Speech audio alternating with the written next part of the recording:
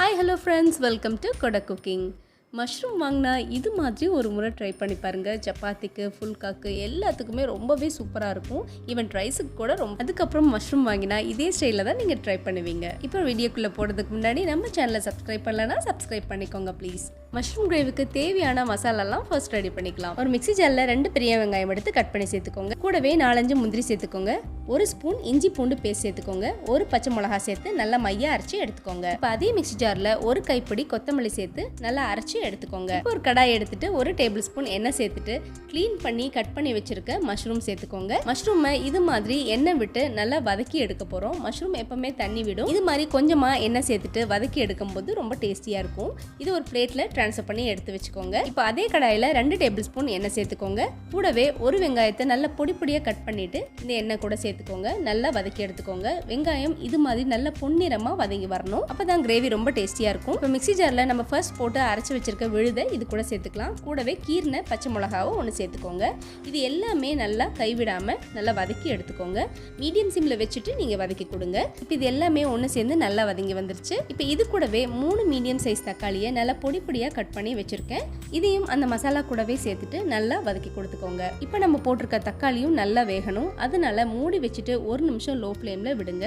அந்த தக்காளி நல்லாவே வெந்து வந்துடும். இப்போ பாருங்க தக்காளி நல்லா சாஃப்டா வெந்துருச்சு. நம்ம இது மாதிரி மூடி வச்சு வேக வைக்கும் போது நல்லா தக்காளி சாஃப்டா வெந்துடும். இப்போ இது கூட நம்ம அரைச்சு வச்சிருக்க கொத்தமல்லி விழுதையும் சேர்த்துக்கலாம். சேர்த்துட்டு இதையும் நல்லா கலந்து விடுங்க. நல்லா வாசனையா இருக்கும். இது மாதிரி நீங்க அரைச்சு வச்சுட்டு சேர்க்கும் போது குழந்தைங்களாம் சாப்பிடும்போது 1-2 கொத்தமல்லியை இது மாதிரி கட் பண்ணி போட்டோம் அப்படின்னா எல்லாத்தையுமே எடுத்து வச்சிருவாங்க. இது மாதிரி நீங்க அடிச்சு ஊத்தும் போது அதோட வாசனையும் நல்லா இருக்கும். எடுத்தும் வைக்க மாட்டாங்க. இப்போ இது கூடவே மசாலா பொருள் எல்லாமே சேர்த்துடலாம். 1 ஸ்பூன் வரமிளகாத்தூள் சேர்த்துக்கோங்க. 1 ஸ்பூன் கறி மசாலா சேர்த்துக்கோங்க. 2 ஸ்பூன் மல்லித்தூள் சேர்த்துக்கோங்க. கூடவே 1/2 ஸ்பூன் கரம் மசாலா தூள் சேர்த்துக்கோங்க. 1/2 ஸ்பூன் மஞ்சத்தூளும் கூடவே சேர்த்துட்டு கொஞ்சமாக தண்ணி விட்டுட்டு இதை நல்லா மிக்ஸ் பண்ணி கொடுத்துக்கோங்க.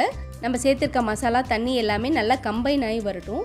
இப்போ நம்ம இது கூட நம்ம வதக்கி வச்ச மஷ்ரூமை சேர்த்துக்கலாம். இது மாதிரி நீங்கள் மஷ்ரூமை தனியாக வதக்கிட்டு சேர்க்கும் போது அதில் இருக்க தண்ணி எல்லாமே நல்லா சுண்டி வந்துடும்.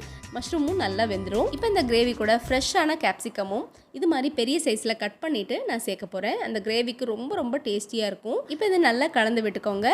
இப்போ இது கூட 1 டேபிள் ஸ்பூன் கெட்டி தயிர் சேர்த்துக்கோங்க.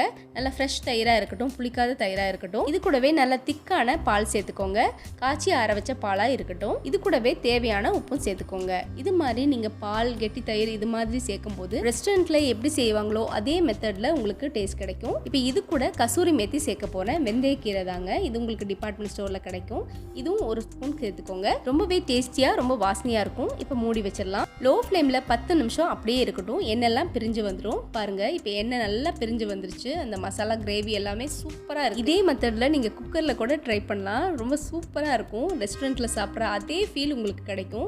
கண்டிப்பாக மஷ்ரூம் வாங்கினீங்கன்னா இதே ஸ்டைலில் நீங்கள் ட்ரை பண்ணி பாருங்கள். சப்பாத்திக்கு ஃபுல்காக்கு எல்லாத்துக்குமே ரொம்ப சூப்பராக இருக்கும். இதே மெத்தடில் பன்னீர் அண்ட் கேப்சிகம் வச்சு கூட ட்ரை பண்ணி பாருங்கள். ரொம்பவே சூப்பராக இருக்கும். இந்த ரெசிபி பிடிச்சிருந்ததுன்னா நம்ம சேனலுக்கு மறக்காமல் சப்ஸ்கிரைப் பண்ணிடுங்க. உங்கள் ஃப்ரெண்ட்ஸ் அண்ட் ஃபேமிலிக்கும் மறக்காமல் ஷேர் பண்ணுங்கள். தேங்க்ஸ் ஃபார் வாட்சிங். பாய்.